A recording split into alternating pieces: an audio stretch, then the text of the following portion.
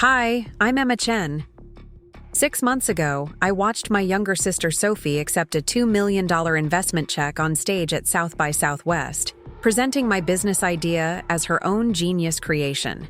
She stood there in her perfectly styled blazer, telling 3,000 people how she came up with StudySync during a late-night study session, conveniently forgetting that I'm the one who spent 18 months developing every algorithm, every user interface mockup, and every line of code she was now claiming credit for. But when she saw me walk into Harrison Ventures headquarters last week with acquisition papers in my hand, her confident smile crumbled faster than a poorly coded startup. The same woman who told TechCrunch that innovation comes from having the courage to think big was suddenly begging me not to destroy everything she'd built on my foundation. Before we jump back in, tell us where you're tuning in from. And if this story touches you, make sure you're subscribed because tomorrow, I've saved something extra special for you. The smell of coffee and fresh pastries filled the air at Radio Coffee on Barton Springs Road, where I'd been coming every Tuesday morning for the past 3 years. It was my ritual, my thinking space, the place where StudySync first took shape from scattered notes and frustrated late-night coding sessions into something that could actually change how college students connect and learn together. I had my usual spot by the window, laptop open, surrounded by the gentle buzz of Austin's startup crowd discussing funding rounds and user acquisition strategies over their oat milk lattes. My MacBook screen displayed rows of code that had become as familiar to me as my own handwriting. The AI matching algorithm I'd been perfecting could analyze learning patterns, study habits, schedule compatibility, and even personality markers to pair students who would genuinely help each other succeed. It wasn't just another social app or dating platform disguised as educational technology. This was real innovation, born from my own struggles trying to find study partners who actually understood my learning style during my computer science degree at UT. The Tuesday morning routine had become sacred because it was the only time I could focus completely on development without interruption. My phone stayed on silent, my family knew not to call, and the familiar environment helped me think through complex problems that kept me awake at night. I'd been working on StudySync for 18 months, pouring every spare hour into creating something that could help students like me who learned differently, who needed structure and compatibility, rather than random study groups thrown together by desperate professors. That particular Tuesday started like any other. I ordered my usual medium cold brew with an extra shot, found my corner table, and opened my laptop to continue working on the beta testing framework. The morning light streamed through the large windows, illuminating dust particles that danced in the air like tiny possibilities waiting to be caught and transformed into reality.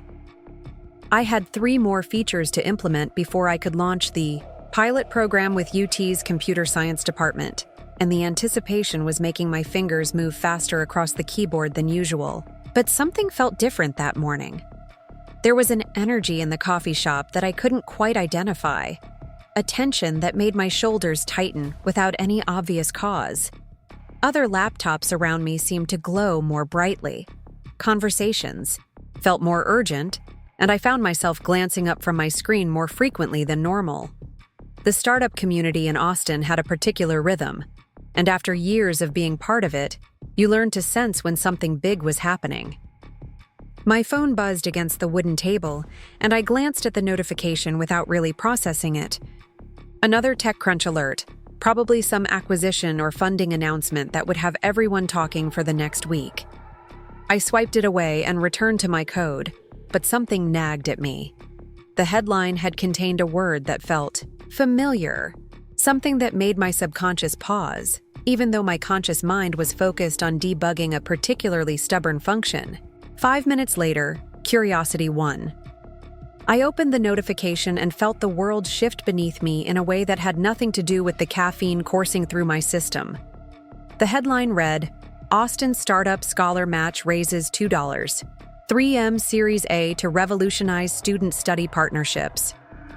Below it was a photo of Sophie, my younger sister, holding an oversized check and beaming at the camera with the kind of confidence that comes from knowing you've just convinced a room full of investors to bet millions on your vision. I stared at the photo for what felt like hours but was probably only seconds. Sophie wore a navy blazer I'd never seen before, her hair styled in loose waves that caught the stage lights perfectly. She looked every inch the successful young entrepreneur, the kind of woman who graces magazine covers and gives keynote speeches about innovation and determination. But what made my blood run cold wasn't her appearance or her obvious joy. It was the description of ScholarMatch in the article's opening paragraph. ScholarMatch uses proprietary AI algorithms to analyze student learning patterns, study habits, and schedule compatibility to create optimal study partnerships, the article explained. Founder Sophie Chen developed the concept during her business studies at UT Austin, recognizing that traditional study groups often fail because they don't account for individual learning styles and personality compatibility. Every word felt like a knife twisting in my chest. The learning patterns analysis, the schedule compatibility matching, the personality markers integration, even the specific language about traditional study groups failing, these weren't coincidences or parallel thinking. These were my ideas, my research, my 18 months of development work presented as Sophie's innovative breakthrough. The technology she was describing didn't exist in any form when she was supposedly developing it during her business studies. I knew, because I was the one who had created every algorithm, tested every compatibility metric, and solved every technical challenge that made this kind of matching possible. I scrolled through the article with trembling hands, each paragraph revealing more details that confirmed my worst fears. The user interface mockups shown in the investment presentation looked identical to wireframes I'd shown Sophie 6 months earlier when she'd asked about my project during one of our family dinners. The market research data matched surveys I'd conducted among UT students, complete with specific statistics about study group failure rates that I'd calculated myself through months of data collection. The article mentioned Sophie's technical background, describing her as a self-taught developer with an intuitive understanding of user experience design. This was perhaps the most insulting lie of all. Sophie had struggled through basic computer literacy classes in high school and had switched from pre-med to business specifically because she wanted to avoid any technical coursework. She'd never written a line of code in her life, never designed a user interface, never even set up her own email account without help. But what devastated me more than the technical impossibilities was the personal betrayal. The article quoted Sophie extensively, and her words revealed just how deliberately she'd crafted this theft. I saw how isolated and frustrated students became when they couldn't find compatible study partners, she was quoted as saying. Late at night in the library, I watched brilliant minds struggle alone because the current system doesn't account for how different people learn and connect. Those weren't her observations. They were mine, shared during countless conversations where I'd explained my motivation for creating StudySync. I'd told her about those late nights in the engineering library, watching classmates give up on group projects because personality conflicts destroyed their ability to collaborate effectively. I'd described the frustration of seeing gifted students fail, not because they lacked intelligence, but because they couldn't find study partners who complemented their learning style rather than competing with it. She'd listened to all of this, with what I'd interpreted as sisterly interest and support. She'd asked thoughtful questions about my development process, offered to help with market research, and even suggested ways to improve the user experience based on her business coursework. I'd been grateful for her enthusiasm and had shared every detail of my progress, from initial concept sketches to complex algorithm flowcharts. I'd trusted her completely because she was my sister, because family was supposed to support each other's dreams rather than steal them. The coffee shop around me continued its normal rhythm, but I felt disconnected from everything. Students typed on laptops, entrepreneurs pitched ideas to potential partners, and the familiar sounds of Austin's startup ecosystem hummed in the background, but none of it seemed real anymore. I was trapped in a nightmare where 2 years of my life had been erased and rewritten with someone else's name in the credits. My phone rang, and Sophie's contact photo appeared on the screen. She was calling me, probably having seen the article, herself or having been told by someone that it was published. For a moment, I considered answering, imagining what she might say to explain this betrayal. Would she pretend it was a coincidence? Would she claim she'd been working on similar ideas independently? Would she try to gaslight me into believing I was confused about the timeline or the originality of my own work? Instead, I let the call go to voicemail and opened my laptop's file directory. Everything was still there, every iteration of StudySync's development meticulously saved and backed up. Folders labeled with dates going back 18 months, containing design documents, algorithm specifications, user research data, and beta testing results. The digital paper trail of my work was comprehensive and undeniable, but apparently it hadn't been enough to protect me from my own sister's ambition. The voicemail notification appeared, and against my better judgment, I played it. Sophie's voice was bright and excited, with an undertone of nervousness that she was trying to hide. "Emma! Oh my God! Did you see the TechCrunch article? I can't believe this is happening. I know I should have told you about Scholar Match earlier, but everything moved so fast with the investors and the media attention. Preparing and narrating this story took us a lot of time, so if you are enjoying it, subscribe to our channel. It means a lot to us. Now back to the story. Worried about jinxing it. You know how superstitious I get about these things. But now that it's public, I can finally share all the amazing details with my big sister. Call me back. I want to hear what you think." The message ended, and I stared at my phone in disbelief. She was acting as if this was completely normal, as if she'd genuinely developed a revolutionary AI platform independently and just happened to forget mentioning it to the sister who'd been working on identical technology for the better part of 2 years. The casual tone, the excitement, the request for my opinion, it was masterfully crafted to make me feel like I was the one being unreasonable if I questioned her story. But I wasn't going crazy, and I wasn't confused about the facts. I had timestamps, file creation dates, email threads with advisors, and documentation from every stage of StudySync's development. More importantly, I had the technical knowledge to build what Sophie was claiming to have built, while she didn't even understand the basic programming concepts that made her supposed innovation possible. I closed my laptop and walked outside, into the Austin heat, needing air and space to process what was happening. The familiar streets of South Austin stretched out before me, filled with food trucks, vintage shops, and the creative energy that had drawn me to this city in the first place.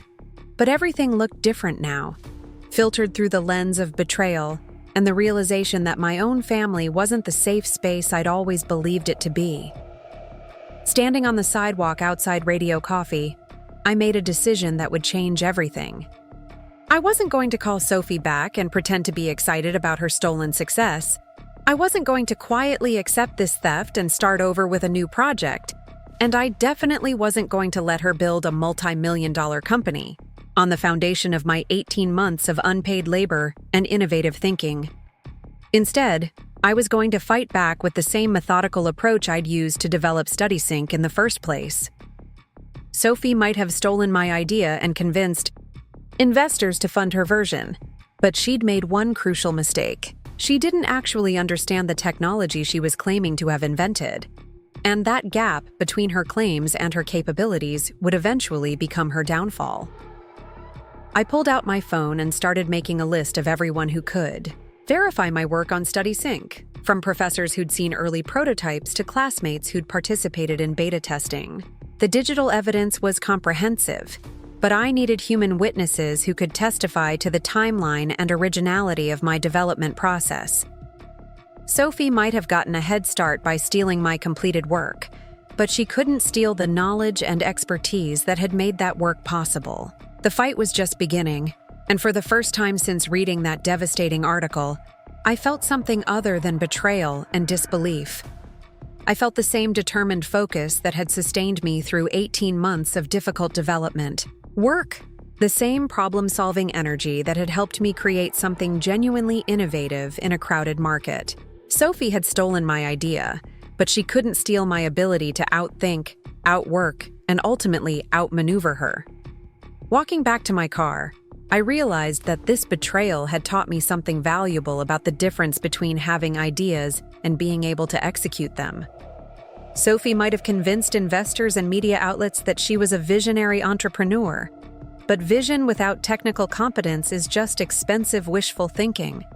She'd built her success on borrowed foundation, and borrowed foundations always crumble eventually. The question wasn't whether I could prove Sophie had stolen my work. The evidence for that was overwhelming and well documented.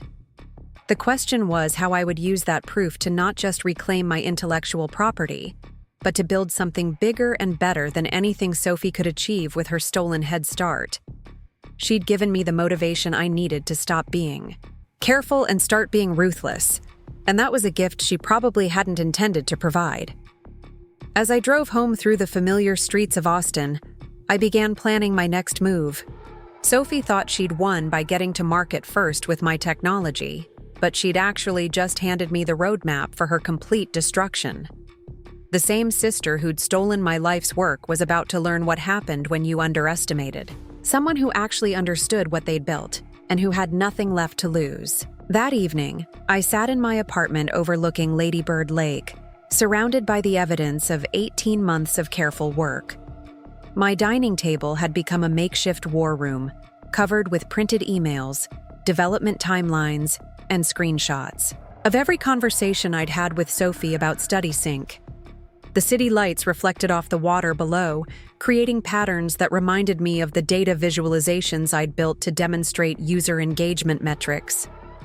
Everything looked peaceful from my window, but inside, I was methodically preparing for battle.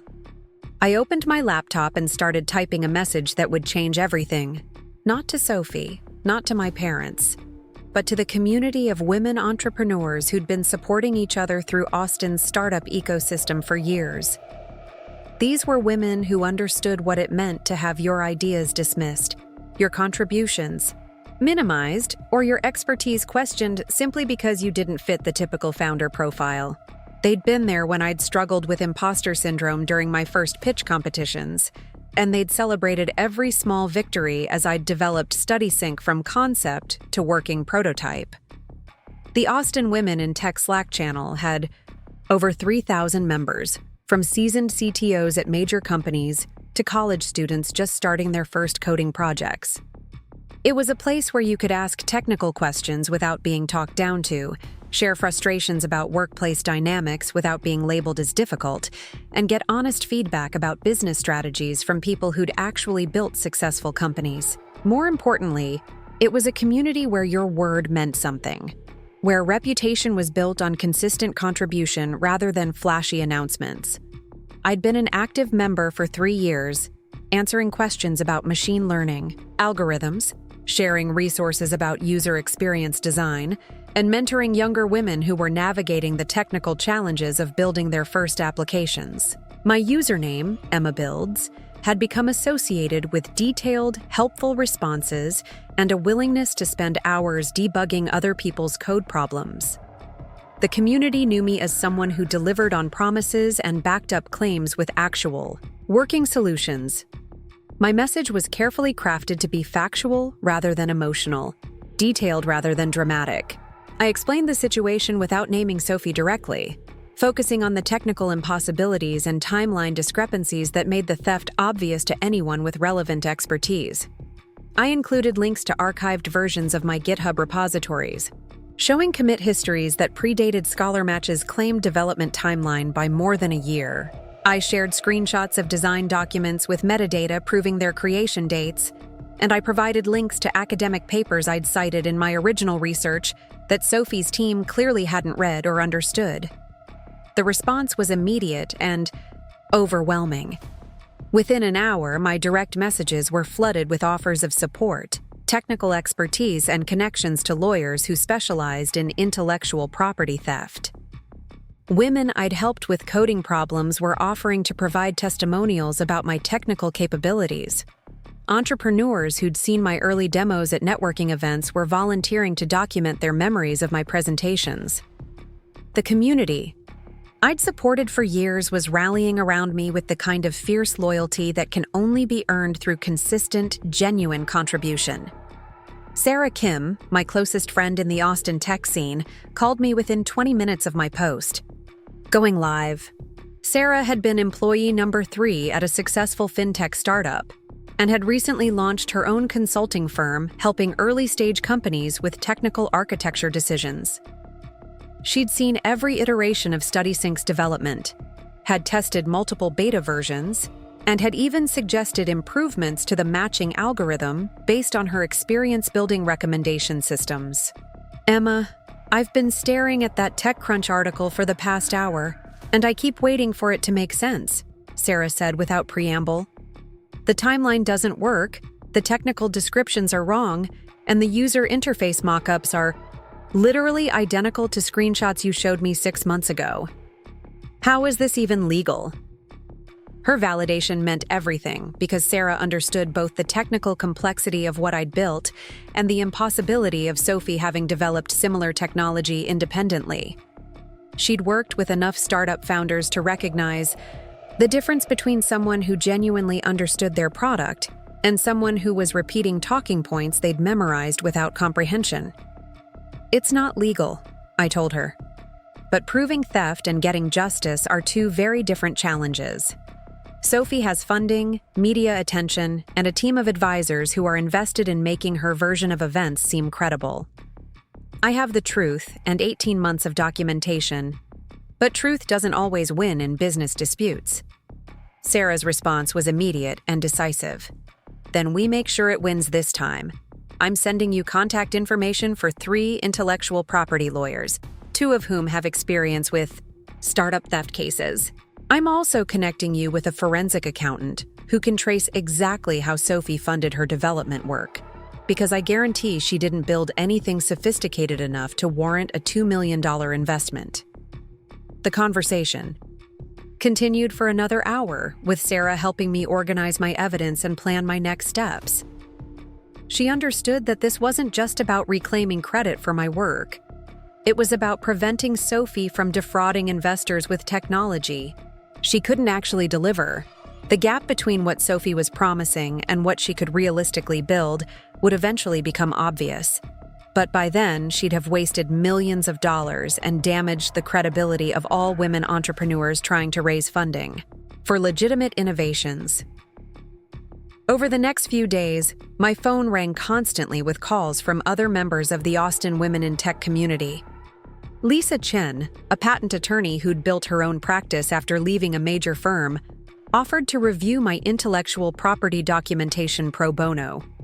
Maria Rodriguez, who'd successfully defended her own startup against a hostile takeover attempt, shared strategies for documenting evidence and building a legal case.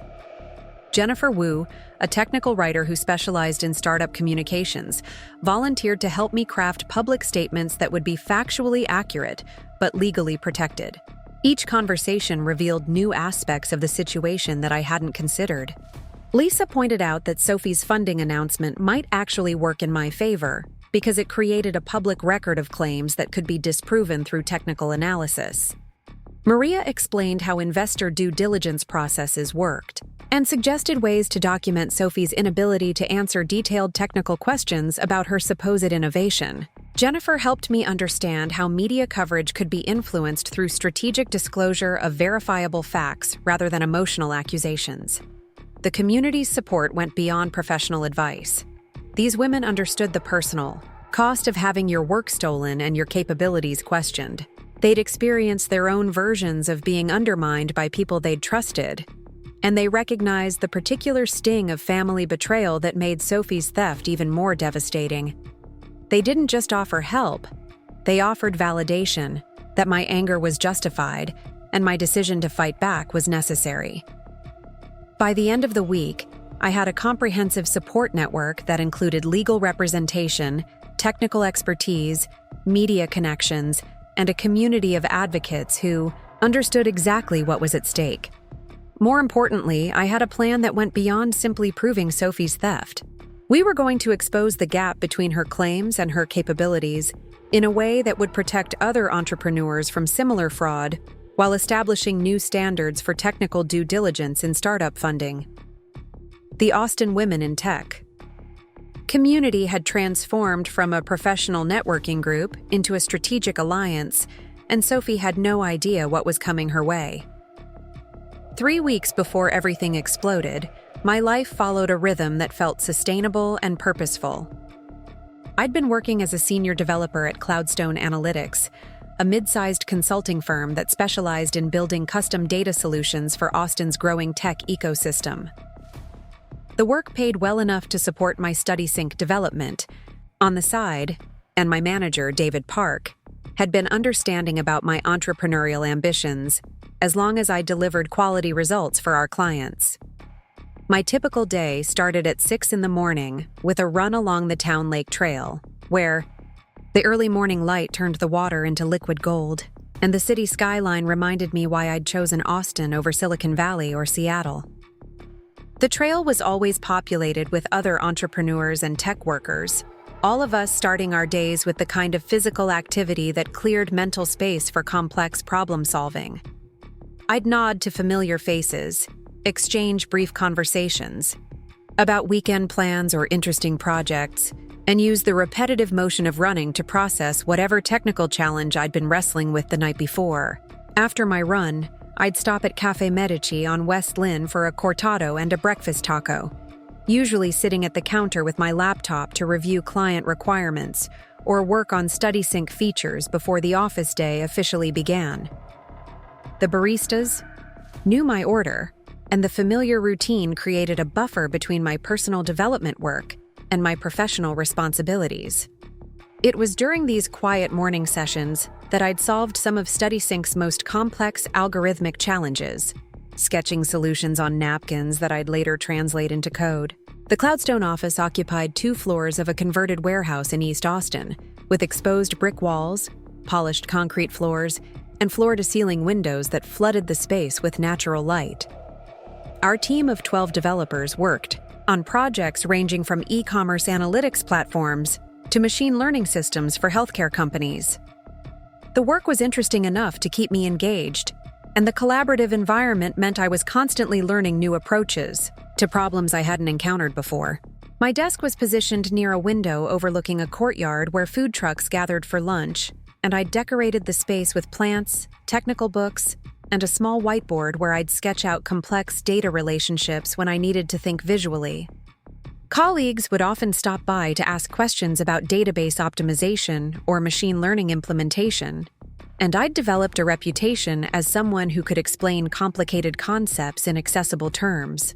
The client work at Cloudstone was genuinely fulfilling because it involved solving real problems for growing businesses.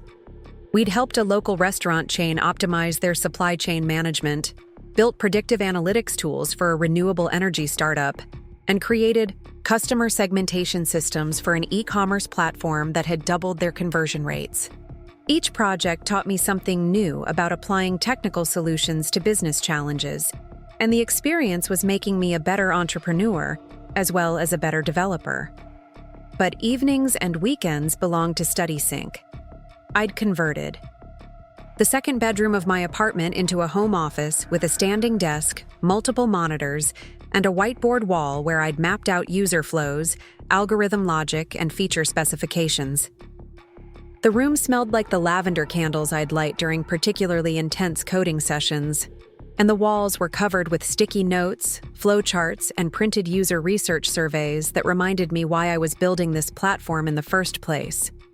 My development process was methodical and thorough, influenced by the software engineering practices I'd learned during my computer science degree, and refined through 3 years of professional experience. Every feature went through multiple iterations, from initial concept sketches to wireframe mockups to working prototypes that I'd test with volunteer users from the UT campus. I maintained detailed documentation of every decision, every algorithm modification, and every user feedback session, treating StudySync with the same professional rigor I applied to client projects at Cloudstone. The technical architecture I'd designed was sophisticated but scalable, built on a foundation of machine learning algorithms that could analyze multiple data points to predict study partnership compatibility. The system considered learning style preferences, schedule availability, academic performance patterns, communication preferences, and even personality indicators derived from user interactions with the platform. The matching algorithm could identify potential study partners who complemented each other's strengths and weaknesses while sharing compatible goals and working styles. User testing had been particularly rewarding because it validated the core premise that traditional study groups failed due to personality and learning style mismatches rather than academic capability differences. Students who'd struggled in randomly assigned groups would thrive when matched with compatible partners, and their academic performance would improve along with their confidence and motivation. The positive feedback from beta testers had convinced me that StudySync addressed a genuine market need that existing platforms ignored. My family had been supportive but somewhat mystified by the scope of my technical work. During weekly family dinners at the Chen family home in Westlake Hills, I'd try to explain algorithm development and user experience design to parents who'd built their success in the restaurant industry through direct customer service and operational efficiency. They understood business fundamentals, but the concept of software that could predict human compatibility seemed like science fiction to them. Sophie had always shown more interest in StudySync than our parents, asking detailed questions about the business model, the target market, and the competitive landscape. She'd volunteered to help with market research, suggesting surveys and focus group approaches based on her business coursework at UT. Her enthusiasm had felt like genuine sisterly support, and I'd been grateful to have someone in the family who understood the entrepreneurial drive that kept me working 16-hour days on top of my full-time job. Our conversations about StudySync had become a regular part of our relationship, with Sophie often texting me articles about educational technology, trends, or startup funding news that seemed relevant to my project. She'd attend networking events with me occasionally, introducing herself as my sister and helping me practice elevator pitches before important presentations. Her business background provided perspectives I wouldn't have considered on my own, and her feedback had influenced several key decisions about user acquisition strategies and revenue models. The routine of balancing client work with personal development had created a sustainable pace that I'd planned to maintain until StudySync was ready for official launch. I'd estimated another 6 months of development and testing before I'd be comfortable approaching investors or launching a public beta program. The timeline felt realistic given my other commitments, and the gradual progress was satisfying in a way that reminded me why I'd chosen software development as a career in the first place. Weekend mornings were reserved for the most complex development work, when my mind was clear and I could focus on algorithmic challenges without interruption. I'd make a pot of coffee, cue up instrumental music that wouldn't distract from coding, and settle into the kind of deep work that produced breakthrough solutions. These sessions often lasted until afternoon, broken only by brief walks around the neighborhood to clear my head when I hit mental blocks. Saturday evenings were for user testing and feedback analysis, reviewing session recordings and survey responses to identify patterns and improvement opportunities. Sunday mornings were for documentation and project planning, updating technical specifications and setting development priorities for the coming week. The structured approach helped me maintain momentum despite the emotional ups and downs that came with building something completely new and potentially revolutionary. The work was challenging but energizing, fueled by the conviction that I was solving a problem that actually mattered. Every late-night debugging session, every frustrating algorithm revision, every user interview that revealed new insights contributed to something bigger than just another social platform or educational app. StudySync represented my vision of how technology could facilitate genuine human connection rather than replacing it, and that purpose sustained me through the inevitable moments of doubt and exhaustion. Looking back, Those 3 weeks before the TechCrunch article represented the last time my world made complete sense. I had challenging work that paid well, a side project that excited me, supportive relationships with family and friends, and a clear vision of how my technical skills could create something meaningful. The routine felt sustainable, the progress felt steady, and the future felt full of possibilities that I could achieve through hard work and careful planning. It was a good life, built on the foundation of trust, honest effort, and the belief that success came to people who earned it through competence and persistence. I had no reason to suspect that someone I loved and trusted was systematically documenting my work in preparation for stealing it completely. The first sign that something was wrong came during what should have been a celebration. I'd just finished implementing the most complex part of StudySync's matching algorithm, a breakthrough that had taken 3 weeks of intensive development and represented a significant technical achievement. The algorithm could now analyze 17 different compatibility factors simultaneously, weighting them according to user preferences and learning outcomes to produce match recommendations with an accuracy rate of 87% in beta testing. I was exhausted but exhilarated, the kind of productive tiredness that comes from solving problems that initially seemed impossible. The breakthrough had happened at 2 a.m. on a Thursday, after a day of client work followed. By 6 hours of concentrated coding, I'd been stuck on a particularly complex data normalization challenge for days, and the solution had finally crystallized during one of those moments when disparate pieces of information suddenly align into a coherent pattern. My first instinct was to call Sophie and share the good news. We'd developed a tradition of celebrating each other's accomplishments, and she'd been following StudySync's progress closely enough to understand the significance of this particular milestone. The matching algorithm was the core innovation that differentiated my platform from existing study group applications, and getting it to work reliably meant that I was finally ready to move toward beta testing with a larger user group. Sophie answered on the second ring, sounding alert despite the late hour. "Emma, what's up? You sound excited about something." I launched into an explanation of the algorithmic breakthrough, describing the technical challenges I'd overcome and the performance improvements I'd achieved. Sophie listened attentively, asking questions that demonstrated her understanding of the business implications, even if she couldn't follow all the technical details. Her enthusiasm matched mine, and she seemed genuinely proud of what I'd accomplished. "This is incredible, Emma. You're really onto something revolutionary here," she said, and I could hear her moving around in what sounded like her apartment. "Can you walk me through how the algorithm actually works? I'm trying to understand how it's different from what existing platforms do." The request seemed natural given her investment in my project's success, so I spent another 20 minutes explaining the matching logic, the data points the system analyzed, and the machine learning techniques I'd use to optimize recommendation accuracy.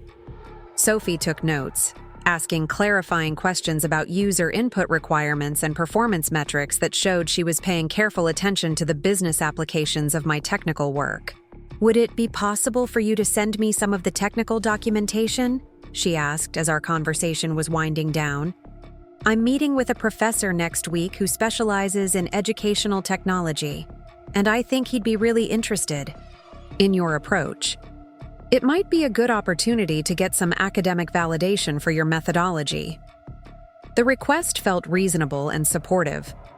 Academic validation would strengthen my credibility when I eventually approached investors, and Sophie's business network included connections I wouldn't have access to on my own. I agreed to send her a simplified version of my technical specifications, edited to remove proprietary implementation details, but comprehensive enough to demonstrate the innovation and sophistication of my approach. Over the next few days, I noticed subtle changes in Sophie's communication patterns that didn't initially alarm me, but created a low-level sense of unease I couldn't quite identify. Her text messages about StudySync became more frequent and more specific, asking for details about user interface design decisions, market research findings, and competitive analysis that went beyond casual sisterly interest.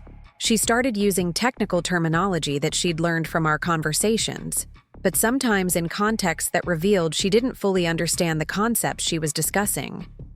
The red flag that I should have recognized came during a family dinner the following Sunday. Our parents had prepared their usual elaborate meal, and the conversation had turned to our respective career developments. Sophie mentioned that she'd been working on some exciting projects related to educational technology, speaking in vague terms about innovation opportunities and market potential that sounded suspiciously similar to language I'd used to describe StudySync. When our father asked for more details about her projects, Sophie deflected with the kind of practiced evasiveness that successful entrepreneurs use to avoid revealing competitive advantages. It's still in early development, but I think there's real potential to transform how students connect and learn together, she said, using almost exactly the same words I'd used to pitch StudySync to her just weeks earlier. I felt a chill of recognition, but dismissed it as coincidence. Sophie and I had been talking about educational technology extensively, and it was natural that some of my language and concepts would influence her thinking about the sector. The startup ecosystem encouraged entrepreneurs to identify emerging trends and develop solutions for underserved markets. So Sophie's interest in education-related opportunities seemed like smart business development rather than anything more concerning. But the conversation continued in ways that made my discomfort harder to rationalize. Sophie discussed market size estimates that matched research I'd shared with her, mentioned user experience challenges that were specific to my platform development process, and referenced competitive landscape analysis that I'd conducted over several months of systematic research. Each individual comment seemed plausibly derived from our ongoing conversations, but the cumulative effect created a pattern that felt uncomfortably familiar. Our mother, always proud of her daughter's professional achievements, encouraged Sophie to elaborate on her business ideas. "It sounds like you're working on something really innovative, sweetheart. Are you planning to start your own company?" Sophie's response was carefully crafted to sound ambitious without committing to specific claims. "I'm exploring some possibilities with a few potential partners. The technology is still evolving, but I think we're onto something that could have real impact in the education sector. I'm hoping to have more concrete developments to share in the next few months." The timeline she mentioned coincided almost exactly with my planned launch schedule for StudySync's beta testing program. The potential partners she referenced were mysterious figures I'd never heard her mention before, despite our regular conversations about career plans and business opportunities. Most troubling, her confidence about having concrete developments to share suggested that her early development work was more advanced than she'd previously indicated. After dinner, I tried to engage Sophie in a more direct conversation about her educational technology projects, hoping to understand whether my growing suspicions were justified or if I was being paranoid about innocent coincidences. But Sophie had become evasive in a way that felt calculated rather than natural, deflecting my questions with vague responses about confidentiality requirements and competitive sensitivity. "You know how it is in the startup world," she said, with a laugh that didn't quite reach her eyes.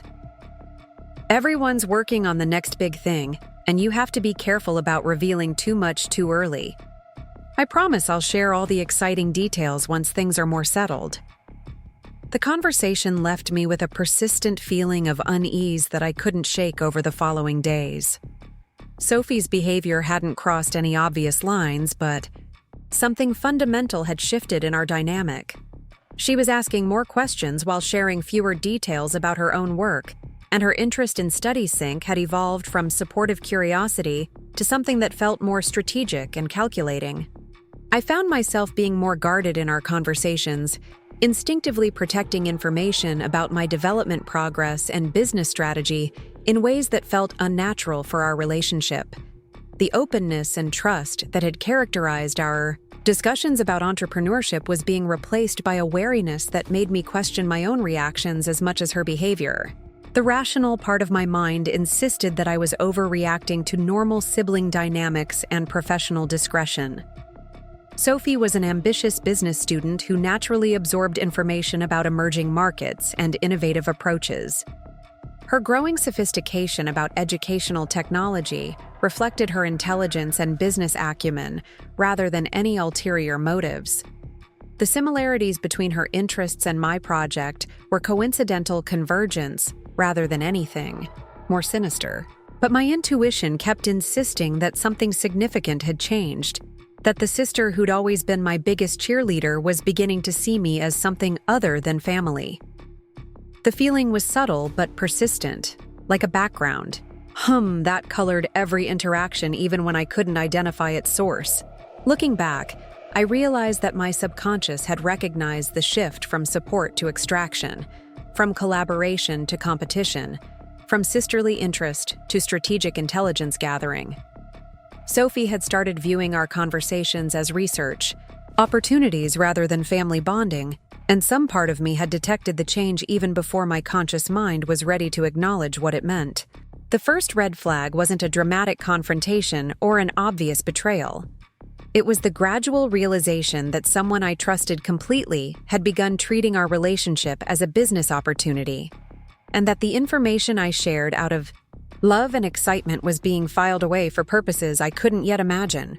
The moment I saw Sophie's name trending on Twitter alongside hashtags like Fosh Female Founder and EdTech Innovation, I knew my worst fears were about to be confirmed in the most public way possible. It was 9:47 a.m. on a Tuesday morning, and I was sitting in Cloudstone's main conference room, half listening to a client presentation about data visualization requirements while scrolling through my phone during a brief break. The trending notification popped up just as our client was explaining their quarterly reporting needs, creating a surreal split-screen experience between professional normalcy and personal catastrophe. My hands started shaking as I clicked through to see what had caused Sophie's sudden social media prominence. The first tweet I saw was from TechCrunch's official account, announcing their upcoming coverage of Austin's most promising young entrepreneurs. Sophie's profile photo smiled back at me from the preview image, and the caption read, "Meet the 25-year-old who's revolutionizing student collaboration with AI-powered matching technology." I excused myself from the meeting, claiming a family emergency that wasn't technically a lie, and locked myself in the nearest bathroom stall to process what was happening. My breathing had become shallow and rapid, and I could feel the kind of panic that comes from realizing that something irreversible and devastating is unfolding in real time. The trending hashtags meant that whatever Sophie was about to announce had already gained significant media attention, and the specific language about AI-powered matching technology left no doubt about which idea she was claiming as her own.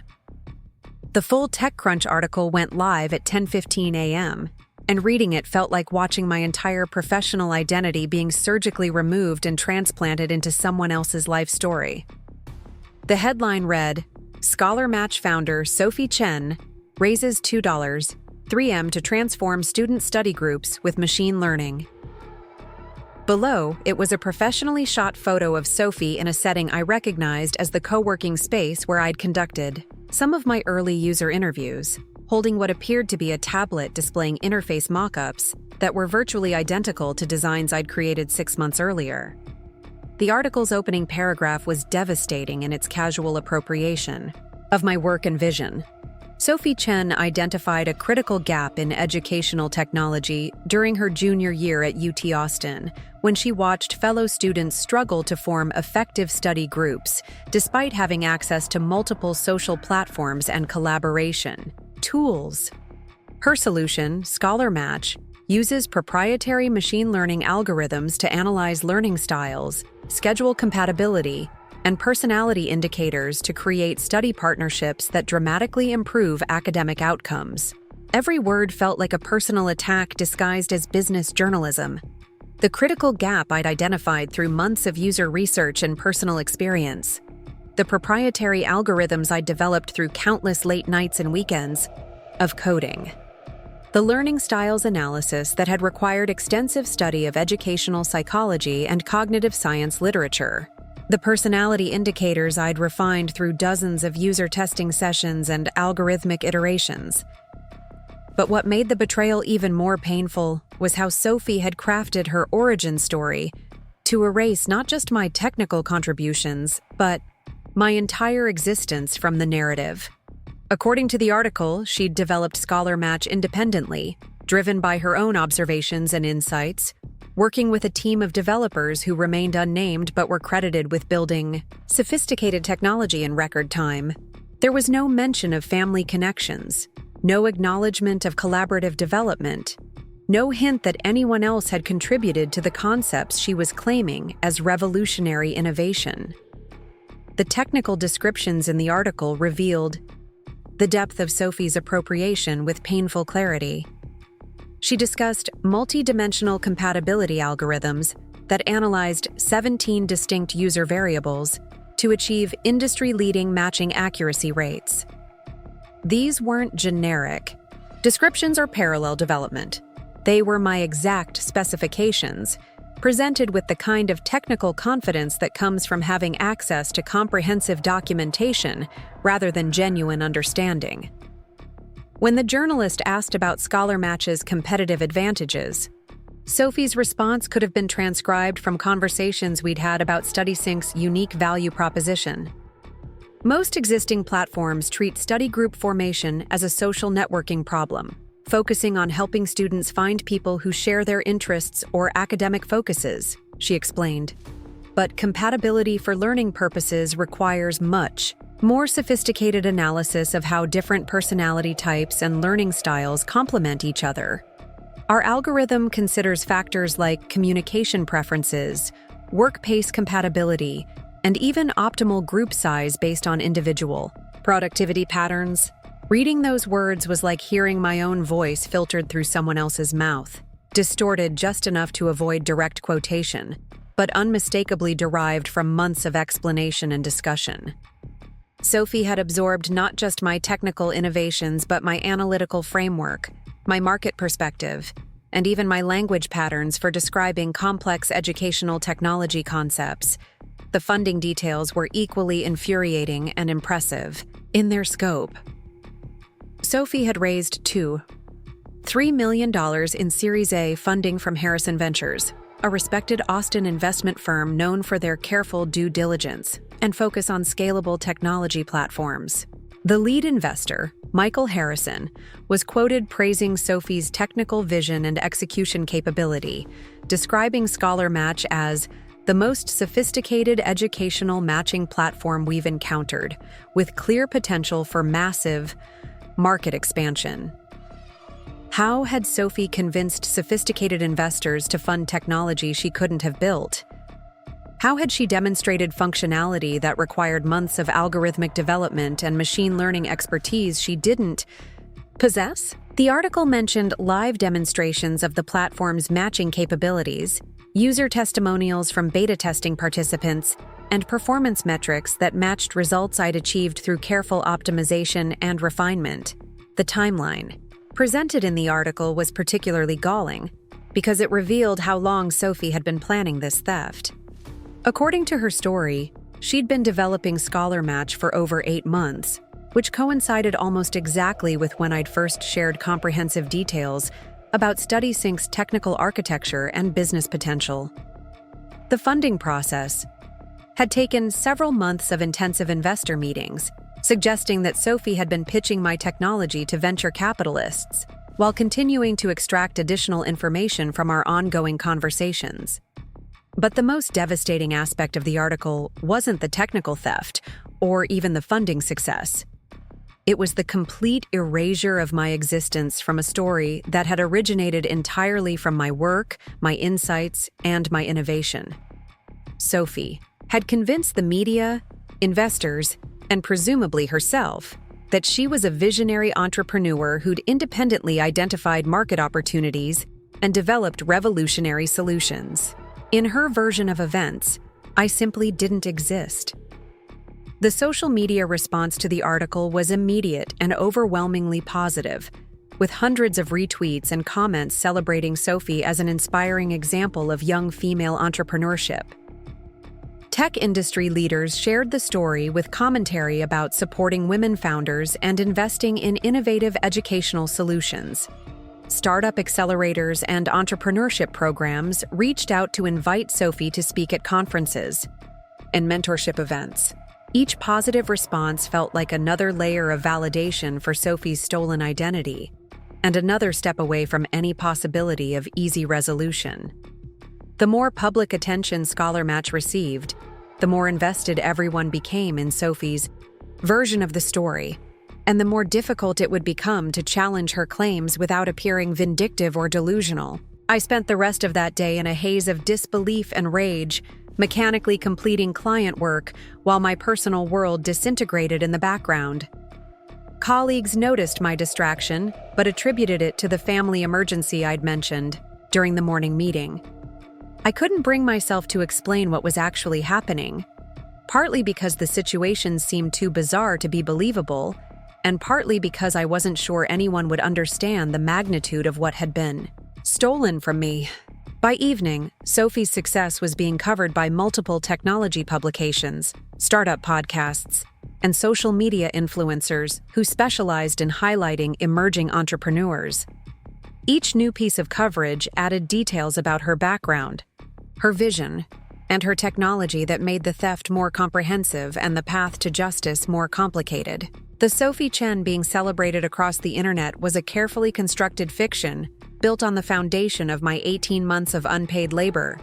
But she was also becoming a public figure with reputation, investment, and career prospects. That would be destroyed if the truth about Scholar Match's origins were revealed. The stakes had escalated far beyond simple intellectual property theft into a complex web of public credibility, investor relations, and media narratives that would be extremely difficult to untangle.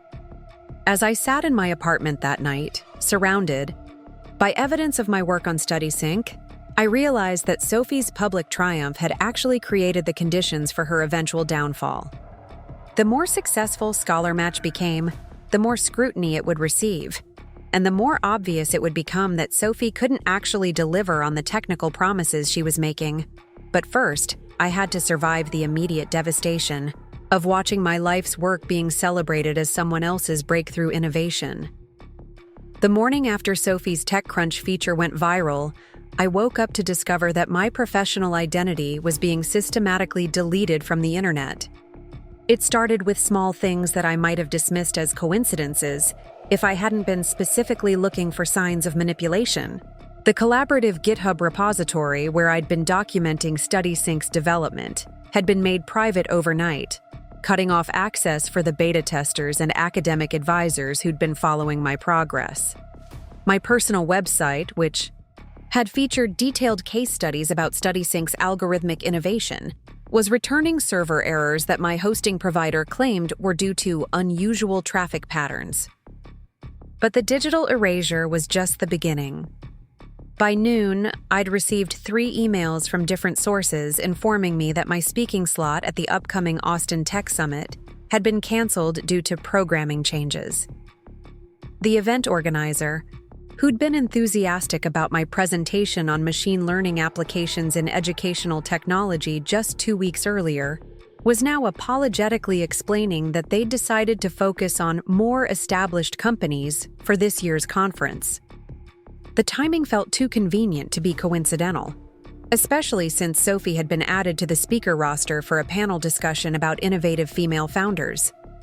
My professional network, carefully built over 3 years of consistent contribution to Austin's startup ecosystem, was suddenly treating me differently. People who'd previously responded to emails within hours were now taking days to reply, and their responses carried a subtle coolness that suggested they'd heard something that changed their perception of my credibility. Invitations to networking, events had stopped arriving, and casual coffee meetings that had been regular parts of my routine were being postponed indefinitely with vague explanations about busy schedules. The most painful discovery came when I tried to access the UT research lab where I'd been conducting user studies for StudySync. Professor Martinez, who'd been mentoring my research for over a year, met me at the door with an uncomfortable expression that immediately signaled bad news. "Emma, I'm sorry. but I've been asked to suspend your access to the lab facilities until some administrative issues can be resolved," he said, avoiding eye contact in a way that suggested he was as confused by the situation as I was. When I pressed for details about these mysterious administrative issues, Professor Martinez explained that questions had been raised about the originality of my research and potential conflicts of interest related to commercial development of university resources. Someone had filed a formal complaint alleging that I'd been using academic facilities to develop technology that was later appropriated by another student, creating liability concerns for the university's intellectual property policies. The complaint was anonymous, but the timing and specific details left no doubt about its source. Sophie had managed to weaponize the university bureaucracy against me, transforming my legitimate research into evidence of academic misconduct while simultaneously protecting herself from similar scrutiny. The brilliance of her strategy was that it created an official record of suspicion around my work, without requiring her to make any direct accusations that could be challenged or disproven. Over the following days, the pattern of systematic erasure became impossible to ignore. My professional social media accounts were being reported for various policy violations, resulting in temporary suspensions that disrupted my ability to communicate with colleagues and potential supporters.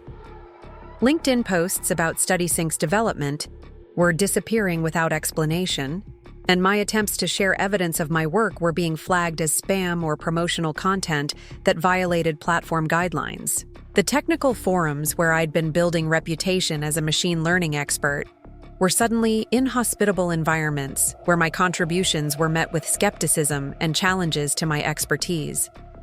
Anonymous accounts were posting comments, questioning my technical credentials and suggesting that my previous contributions had been overstated or misrepresented. The coordinated nature of these attacks suggested a deliberate campaign rather than organic community response. Even my personal relationships were being poisoned by whisper campaigns that I couldn't directly confront because I couldn't identify their source. Friends from college were asking awkward questions about my current projects, implying they'd heard rumors about professional difficulties or ethical concerns. Family friends were making subtle comments about the importance of supporting Sophie's success, suggesting that family loyalty should prevent me from creating problems for her growing business. The isolation was methodical and comprehensive, cutting me off from professional opportunities, academic resources, digital platforms, and personal support networks simultaneously.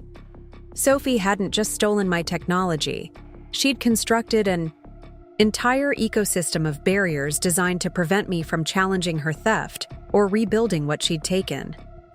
Every avenue for recourse was being systematically closed off before I could fully understand what was happening. My attempts to document this harassment were frustrated by the same digital manipulation that was causing it. Screenshots of deleted posts were dismissed as easily fabricated evidence.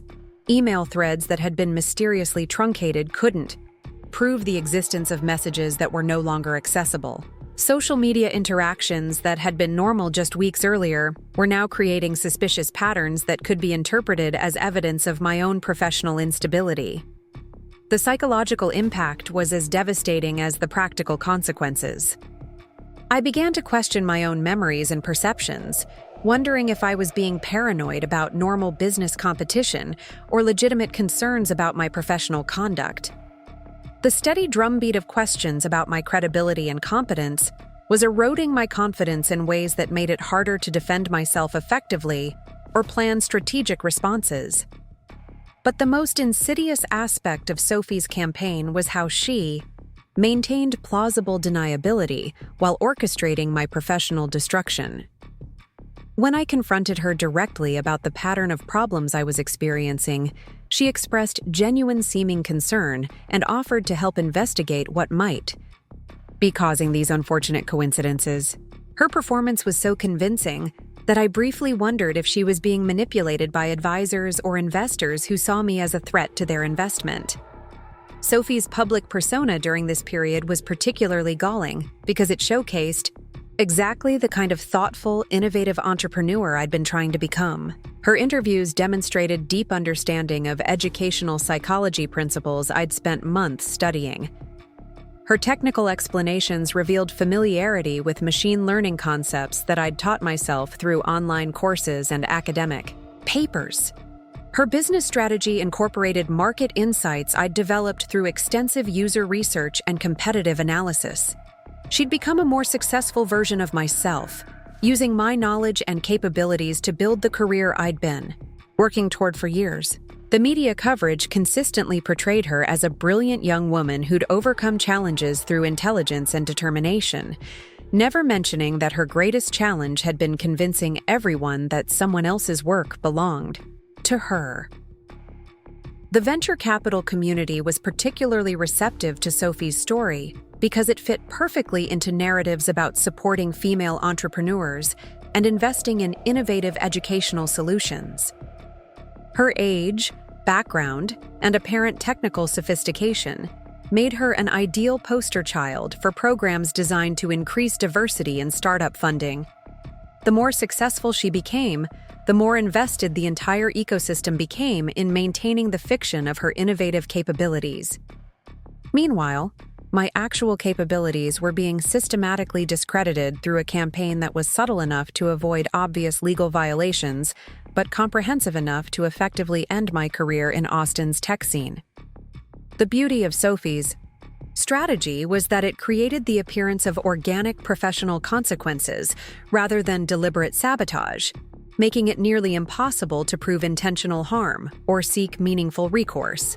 By the end of the second week, I was effectively unemployable in my chosen field, unable to access academic resources for continued research, cut off from professional networks that had taken years to build, and socially isolated from communities that had been central to my identity and career development. Sophie had managed to erase not just my work, but my entire professional existence, leaving me with documentary evidence that looked increasingly meaningless without institutional or community validation. The systematic nature of the erasure revealed a level of strategic thinking and resource coordination that I'd never suspected Sophie possessed. She'd managed to simultaneously build her own credibility while destroying mine, using my own work as the foundation for a comprehensive campaign that eliminated me as a potential threat while establishing herself as the legitimate originator of innovations I'd spent years developing. But Sophie had made one crucial miscalculation in her campaign of erasure. By working so hard to eliminate my presence from Austin's tech ecosystem, she'd created a pattern of suspicious coincidences that was beginning to attract attention from people who understood both the technical and social dynamics of startup communities. The very comprehensiveness of her campaign was starting to look like evidence of deliberate manipulation, rather than natural professional consequences. More importantly, Sophie's success was creating expectations and obligations that she couldn't meet with stolen technology and borrowed expertise. The more prominent Scholar Match became, the more scrutiny it would receive from investors, users, and competitors who would eventually notice the gap between her promises and her actual capabilities. Her systematic erasure of my credibility had been tactically brilliant, but it was also creating the conditions for her own strategic downfall. The key to unraveling Sophie's carefully constructed deception lay buried in digital breadcrumbs that she'd been too confident to properly hide. While she'd focused on erasing my public presence and discrediting my current claims, she'd overlooked the comprehensive documentation I'd been maintaining throughout StudySync's development process. My background in software engineering had trained me to treat version control and project documentation as essential professional practices, creating an evidentiary trail that was far more detailed and tamper-proof than Sophie realized. I spent the weekend following my professional exile, conducting a systematic audit of every file, email, and digital interaction related to StudySync's development. My home office became a forensic laboratory where I printed timestamps, extracted metadata, and cross-referenced communication records with development milestones. The process was tedious and emotionally draining, but it revealed patterns of information extraction that would be impossible for Sophie to explain as coincidental parallel development. The most damaging evidence came from analyzing the commit history in my private GitHub repositories, which showed detailed progression of algorithmic development with timestamps that predated Sophie's claimed innovation timeline by more than 18 months. Every major breakthrough in matching algorithm sophistication could be traced to specific commits, with detailed comments explaining the technical challenges I'd overcome and the reasoning behind implementation decisions. But more revealing than the timeline was the sophistication curve of the development work. My commits showed the natural progression of someone learning advanced machine learning concepts while solving real problems, with early versions that were functional but inefficient gradually evolving into optimized algorithms through iterative improvement. Sophie's version of ScholarMatch appeared fully formed with optimizations that would have required months of refinement and testing to achieve. The email analysis provided even more compelling evidence of systematic information extraction. I'd been forwarding Sophie technical articles, research papers, and industry analysis throughout StudySync's development, always with explanatory notes about how the information related to challenges I was facing or insights I was developing. Her responses showed increasing sophistication about educational psychology and machine learning concepts, but always in the context of asking follow-up questions that encouraged me to provide more detailed explanations. Looking at these exchanges, with the benefit of hindsight, I could see how Sophie had been conducting systematic intelligence gathering while maintaining the appearance of supportive sisterly interest.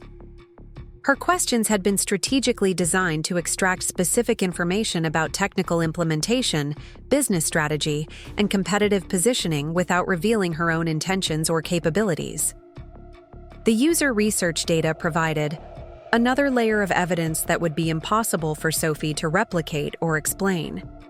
I'd conducted extensive surveys and interviews with UT students over a period of 8 months, building a comprehensive database of learning preferences, study habits, and collaboration challenges that informed every aspect of StudySync's design. The specific insights that Sophie was now claiming as the foundation for ScholarMatch could be traced directly to responses from identified individuals who could verify when and how the research had been conducted. More damaging still was the discovery that Sophie had been taking screenshots of my development work during family gatherings when I'd been enthusiastically sharing progress updates. I found evidence of this when I noticed that some of the interface mockups featured in ScholarMatch's investor presentations included minor design elements that had appeared in only one version of my wireframes, a version I'd shown Sophie during a Christmas dinner presentation to our extended family. The financial records told another crucial part of the story that undermined Sophie's claims of independent development. My bank statements and credit card records documented thousands of dollars in expenses related to StudySync's development. Cloud computing services, user interface design software, machine learning development tools, and payments to freelance designers for logo and branding work. Sophie's financial history showed no corresponding expenses until several months after she'd claimed to begin developing ScholarMatch. And even then, her expenditures were focused on marketing and business development rather than technical development. The most sophisticated piece of detective work involved analyzing the technical architecture of ScholarMatch's actual implementation. While Sophie had been making grandiose claims about proprietary algorithms and innovative matching capabilities, the platform that investors and beta testers were actually using was far more basic than the technology she was describing in interviews. The gap between her promises and her deliverables suggested that she was relying on temporary solutions or outsourced development that couldn't scale to meet investor expectations. I discovered this by creating fake user accounts and systematically testing ScholarMatch's matching capabilities under different scenarios. The algorithm's behavior revealed patterns that were inconsistent with the sophisticated multidimensional analysis Sophie claimed to have developed. Instead, the system appeared to be using relatively simple compatibility scoring based on basic preference matching, the kind of functionality that could be implemented quickly by competent developers, but couldn't deliver the transformative results Sophie was promising. The user testimonials that had been featured in ScholarMatch's marketing materials provided another avenue for investigation. I was able to identify several of the students who'd provided positive feedback about their experience with the platform, and their actual experiences revealed significant discrepancies with the success stories being used to attract investors. Many described basic functionality that had helped them find study partners, but none reported the dramatic academic improvement or sophisticated matching accuracy that Sophie was claiming as evidence of her innovation. The academic credibility that Sophie had been citing as validation for her approach also crumbled under scrutiny. The professors and researchers she'd mentioned as advisors and collaborators had either never worked with her directly or had provided only basic feedback on general business concepts rather than technical validation of her algorithmic innovations. The academic papers she'd referenced in interviews had been sourced from my research notes rather than her own scholarly investigation.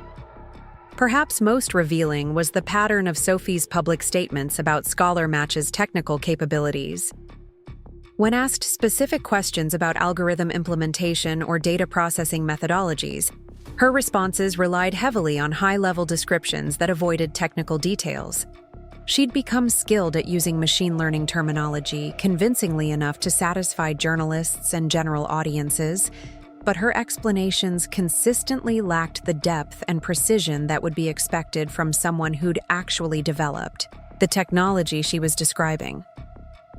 The evidence I'd collected painted a comprehensive picture of intellectual property theft that went far beyond simple idea appropriation. Sophie had conducted a months-long campaign of systematic information extraction, used my research and development work to create a convincing business plan, and then leveraged family relationships and social manipulation to prevent me from challenging her claims effectively. But having evidence and being able to use it effectively were two different challenges. Sophie's success had created stakeholder interests that would resist any revelation that threatened Scholar Match's credibility or continued growth. Investors, advisors, and media contacts had all become invested in Sophie's success story, and challenging her claims would require confronting an entire ecosystem of people who had professional reasons to maintain the fiction she'd created. The documentation I'd assembled was comprehensive enough to prove theft in a legal proceeding, but it was also complex enough that explaining it to general audiences would require significant technical background and careful presentation. Sophie's version of events was simple and inspiring, while my version required detailed analysis of timestamps, metadata, and algorithmic functionality that would be difficult for non-technical observers to evaluate independently. Moreover, Sophie's campaign to discredit my professional reputation meant that presenting evidence against her would be interpreted through the lens of damaged credibility and potential vindictiveness. The more comprehensive my documentation appeared, the more it might seem like obsessive behavior from someone who couldn't accept professional failure gracefully. But the detective work had revealed something that Sophie couldn't manipulate or discredit: the technical gap between her promises and her capabilities. Scholar Match's actual functionality was months or years away from delivering on the innovations Sophie was claiming to have already achieved. That gap would eventually become obvious to investors and users, regardless of how effectively she'd managed media narratives and professional relationships. The question wasn't whether Sophie's deception would eventually be exposed, but whether I could survive long enough professionally and financially to benefit from that inevitable revelation. The evidence I'd collected was powerful, but it was also dangerous to me personally, because using it would require a confrontation that could easily backfire if not executed perfectly. The full scope of Sophie's betrayal crystallized during a conversation that I hadn't been intended to overhear, one that revealed not just the theft of my work, but the calculated contempt with which she viewed my intelligence and capabilities. It was late evening on a Thursday, 3 weeks after the TechCrunch article had launched Sophie's career and effectively ended mine. I'd driven to our parents' house to return some family photos I'd borrowed for a personal project, planning to make the exchange quick and avoid any uncomfortable discussions about recent developments.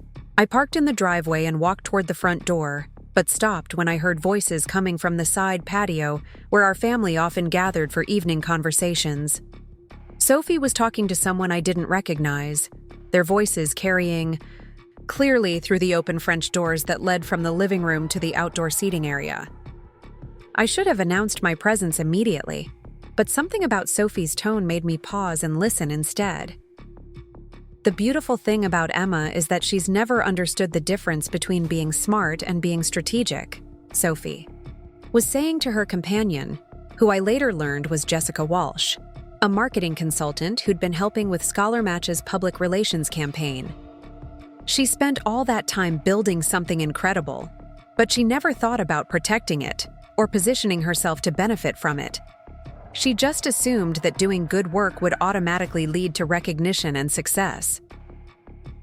Jessica's response was equally revealing about the calculated nature of Sophie's campaign. It's actually perfect that she's so naive about business development. If she'd been more strategic about intellectual property protection or media relationships, this whole transition would have been much more complicated. But she made it easy by trusting family and focusing on technical development instead of market positioning. The casual cruelty of their conversation was breathtaking. They were discussing my professional destruction as if it were a case study in effective competitive strategy, analyzing my strengths and weaknesses with the kind of clinical detachment that consultants use to evaluate business acquisition targets. Sophie wasn't just stealing my work. She was celebrating my trusting nature as a character flaw that had made me an ideal victim for exploitation. The funny thing is that she's actually more technically capable than I'll ever be, Sophie continued, taking a sip of what sounded like wine. But technical capability without business sophistication is just expensive hobby development. She could build amazing technology all day long, but she'll never understand how to turn innovation into influence or market position into sustainable advantage. Jessica laughed in response, a sound that carried genuine amusement rather than professional courtesy. And now she's learning that lesson the hard way. I've been monitoring her online presence, and she's basically been completely marginalized in less than a month. No speaking engagements, no media coverage, no professional network support. It's like watching someone disappear in real time. The revelation that they'd been systematically monitoring my professional decline was somehow more disturbing than the original theft. Sophie hadn't just stolen my work and moved on with her life. She'd been actively tracking my career destruction as entertainment, measuring the effectiveness of her campaign against the comprehensiveness of my isolation. What's interesting is how easy it was to turn her own community against her, Sophie said, warming to a topic that she'd clearly thought about extensively. The Austin tech scene loves supporting women entrepreneurs, but they're also incredibly sensitive about drama and personality conflicts. All I had to do was create some questions about her stability and professional conduct, and everyone started distancing themselves without needing specific accusations or evidence. The strategic sophistication that Sophie was describing was far beyond anything I'd suspected she was capable of. She'd managed to weaponize the very community values that had originally supported my career development, using progressive ideals about collaboration and conflict avoidance to isolate me from potential allies and advocates. The university thing was particularly effective, Jessica added, apparently referring to the research lab access suspension that had eliminated my ability to continue developing StudySync. Academic institutions are so paranoid about intellectual property liability that they'll shut down anything that creates potential legal exposure. One anonymous complaint about research misconduct was enough to lock her out of resources she'd been using for over a year. Sophie's response revealed the extent to which she'd been planning this campaign long before I'd realized I was under attack. I'd been documenting her use of university resources for months, just in case I needed leverage to prevent her from challenging my development timeline. The complaint practically wrote itself once I decided to move forward with Scholar Match's launch. The premeditation was staggering. Sophie had been preparing to destroy my career while simultaneously extracting information from our family conversations and sibling bonding sessions. Every piece of technical knowledge she'd gained through my enthusiastic explanations had been filed away not just for appropriation, but for use in a comprehensive campaign designed to eliminate me as a potential threat to her stolen success. "What happens if she tries to fight back legally?"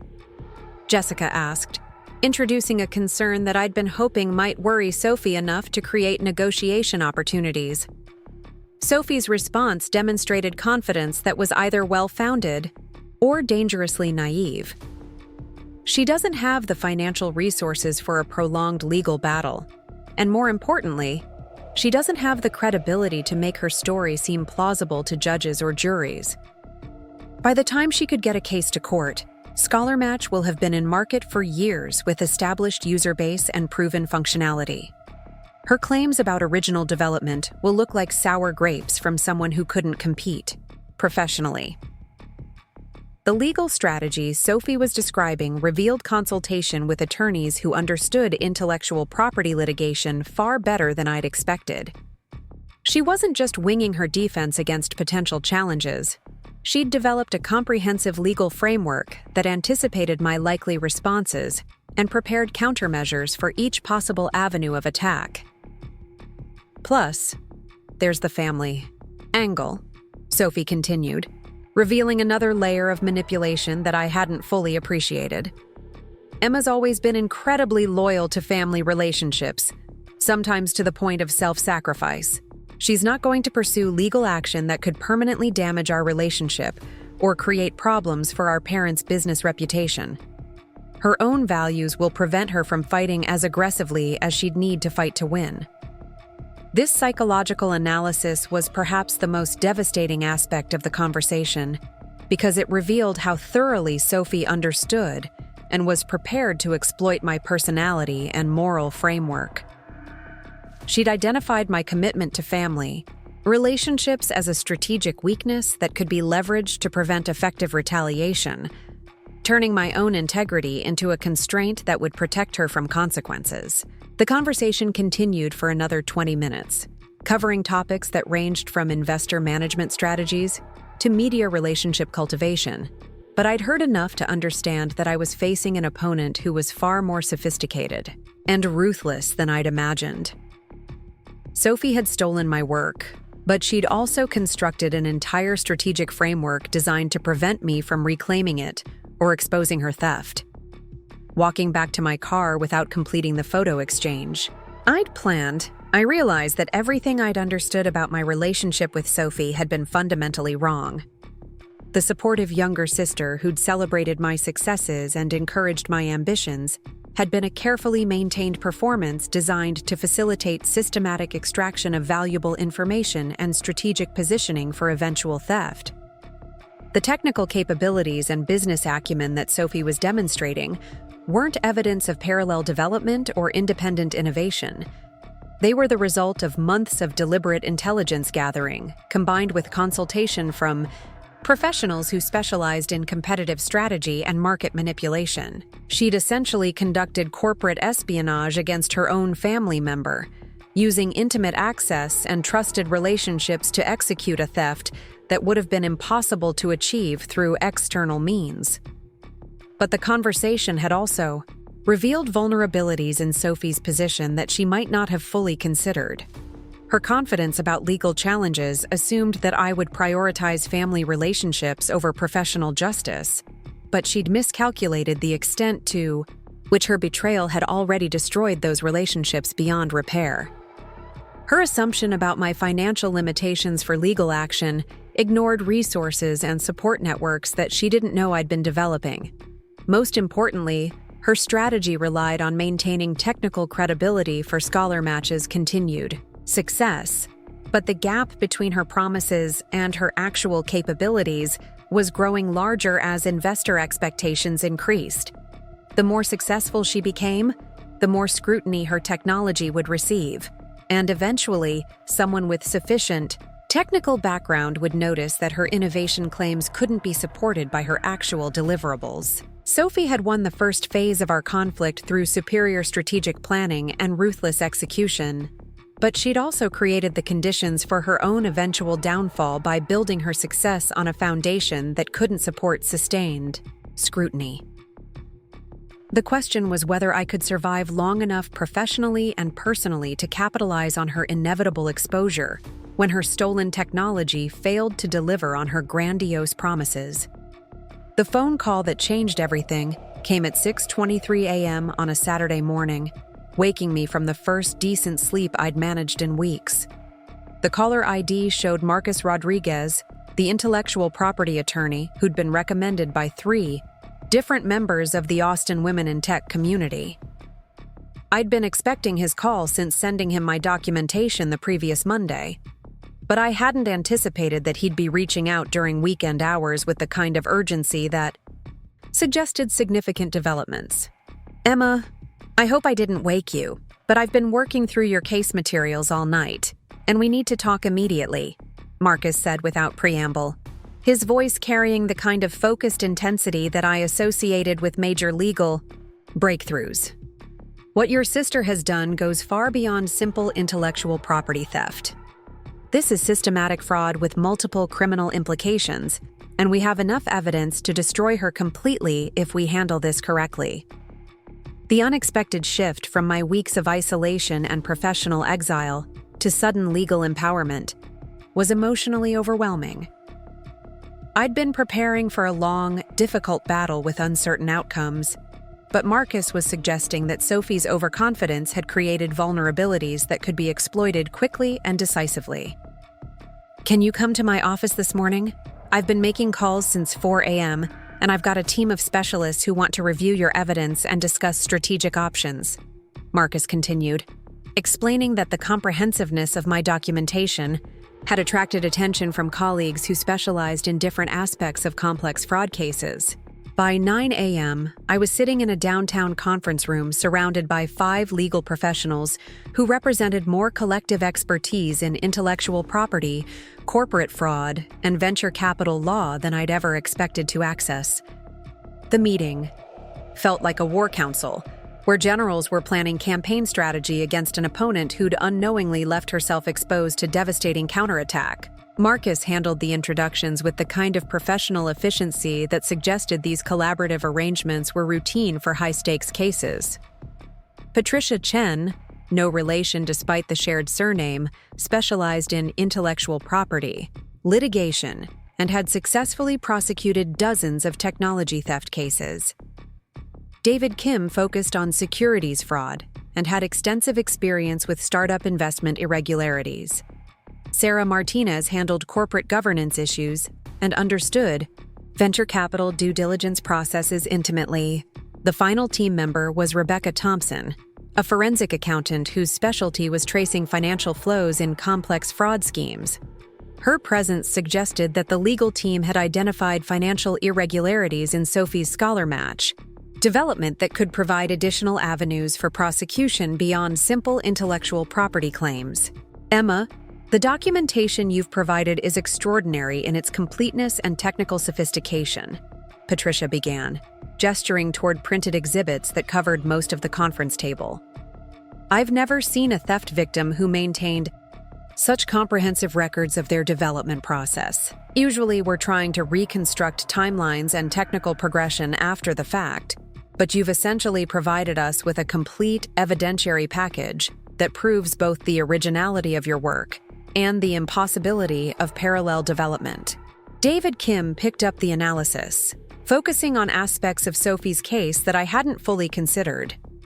The investor fraud angle is particularly compelling because Scholar Match's funding was obtained through material misrepresentations about technical capabilities and development history.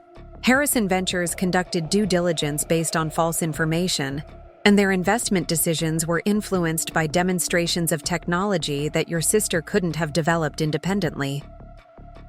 The securities fraud implications were more serious than I'd realized, because they involved deception of sophisticated investors who'd made financial commitments based on Sophie's false claims. This wasn't just about intellectual property ownership. It was about fraudulent inducement of investment through systematic misrepresentation of fundamental business facts. Rebecca Thompson's financial analysis revealed patterns that supported the fraud case with numerical precision. Sophie's expense records show no significant technology development costs during the period when she claims to have been building ScholarMatch's algorithmic capabilities, Rebecca explained, showing spreadsheets that tracked banking and credit card activity across relevant timeframes. Her expenditures were focused on marketing, legal services, and business development, which is consistent with someone who was appropriating existing technology rather than creating original innovations. The financial evidence was particularly damaging because it demonstrated that Sophie couldn't have funded the kind of development work that would have been necessary to create the technology she was claiming to have invented. Her personal resources and documented expenses were insufficient to support the research, development, and testing that would have been required for legitimate innovation at the level she was claiming. Sarah Martinez provided insights about venture capital processes that revealed additional vulnerabilities in Sophie's position. Harrison Ventures has a reputation for thorough technical due diligence, but they were evaluating Sophie's claims based on demonstrations and documentation that came from your work, Sarah explained. When they discover that their investment was obtained through fraud, they'll have both legal obligations and business incentives to pursue recovery through every available means. The prospect of venture capital involvement in Sophie's prosecution was particularly appealing because it meant that sophisticated business interests would be aligned with my legal case rather than opposed to it. Harrison Ventures had more resources and expertise for complex litigation than I could ever access independently, and their reputation depended on maintaining credibility with other entrepreneurs and investors who might be discouraged from engaging with them if they appeared to tolerate fraud. Marcus outlined the strategic approach that would maximize our chances of complete victory, while minimizing risks of protracted litigation or partial outcomes. We're going to coordinate civil and criminal proceedings to create maximum pressure for Sophie to acknowledge theft and agree to comprehensive remediation, he explained, describing a legal strategy that would make fighting the charges more expensive and risky than capitulating completely. The civil case would focus on intellectual property theft, breach of fiduciary duty, and intentional interference with business relationships, seeking damages that would include not just lost profits, but punitive awards that reflected the deliberate and systematic nature of Sophie's fraud. The criminal referrals would address securities fraud, wire fraud, and potentially racketeering charges that could result in serious prison time if prosecution was successful. The beautiful thing about your sister's approach is that she created extensive documentation of her own criminal activity, Patricia observed, referring to the social media posts, interview transcripts, and investor presentation materials that would serve as evidence of fraudulent claims. She's been publicly making false statements about her technical capabilities and development history for months, creating a comprehensive record that will be impossible to explain away as misunderstanding or parallel development. The team's confidence was based on more than just the strength of the evidence I'd provided. They'd been researching Sophie's background and claims independently, and their investigation had revealed additional inconsistencies that supported fraud charges. Her academic record showed no coursework or projects that would have provided the technical foundation for ScholarMatch's development. Her professional experience included no technology development or machine learning work that would have enabled independent innovation at the level she was claiming. More damaging still was their discovery that Sophie had been making inconsistent technical claims in different contexts, suggesting that she didn't actually understand the technology she was claiming to have invented. Her explanations of algorithmic functionality varied depending on the technical sophistication of her audience, indicating that she was improvising responses rather than drawing from genuine expertise. The timeline for legal action is crucial because every day that ScholarMatch continues operating successfully makes Sophie's position stronger and our case more complicated, Marcus explained, outlining a strategy that would initiate proceedings within days rather than weeks. We want to catch her before she has time to develop better explanations for the inconsistencies in her story, or bring in technical advisors who might help her create plausible defenses. The meeting concluded, with assignments for each team member and a timeline that would see initial legal filings completed within 72 hours. Patricia would handle the intellectual property case, David would coordinate with prosecutors on criminal referrals, Sarah would manage investor notification and corporate governance issues, and Rebecca would continue financial analysis to support damage calculations. My role would be to continue documenting evidence while avoiding any contact with Sophie that might alert her to the impending legal action. The team wanted to maintain the element of surprise as long as possible, preventing Sophie from implementing damage control strategies or destroying evidence that might be relevant to prosecution. Walking out of the conference room, I felt a combination of relief and anticipation that I hadn't experienced since reading that first devastating TechCrunch article. The isolation and professional destruction that had seemed insurmountable just days earlier was being transformed into strategic advantage by legal professionals who understood exactly how to convert Sophie's overconfidence into decisive tactical superiority. Sophie had constructed an elaborate fraud that relied on my supposed inability to fight back effectively, but she'd miscalculated both my resources and my determination to seek justice. Her systematic campaign to destroy my credibility had actually created additional evidence of intentional harm that would support punitive damages beyond simple intellectual property recovery. The legal team's enthusiasm for the case suggested that Sophie's theft was so egregious and well documented that prosecution would be relatively straightforward compared to typical intellectual property disputes. Her arrogance had led her to create comprehensive evidence of her own criminal activity, and her success had attracted the kind of institutional attention that would ensure serious consequences once her fraud was exposed. But most importantly, I was no longer fighting alone. Against someone who'd had months to prepare defenses and countermeasures, I now had professional allies who were more sophisticated and experienced than Sophie's advisors, and who had access to legal tools and strategies that could neutralize her advantages while exploiting the vulnerabilities she'd created through overconfidence and systematic deception. Up next, you've got 2 more standout stories right on your screen. If this one hit the mark, you won't want to pass these up. Just click and check them out.